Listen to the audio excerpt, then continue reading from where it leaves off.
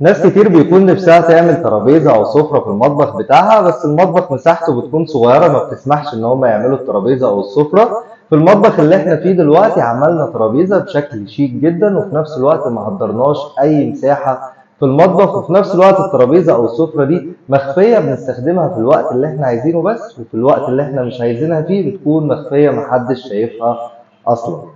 هوريكم دلوقتي الترابيزة وهوريكم ازاي حلينا المشكلة دي.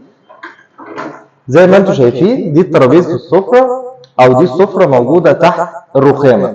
في حاله ان انا مش محتاجها فهي مش مقدره معايا اي مساحه في المطبخ، وفي حاله ان انا محتاجها بطلعها احطها في المكان اللي انا عايزه. هي متركبه على عجل او متركب فيها عجل تحت، بحيث ان هي تكون سهله النقل معايا.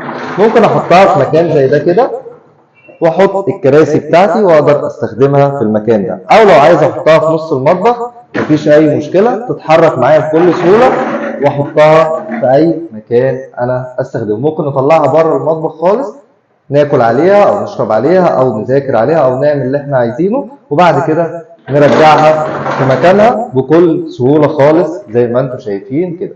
وده بيكون حل ممتاز جدا لأي حد عايز يعمل ترابيزة أو سفرة في المطبخ ومساحة المطبخ صغيرة، وفي نفس الوقت الترابيزة أو السفرة دي شكلها مخفي زي ما انتم شايفين كده، وما هدرتليش أي مساحة خالص في المطبخ.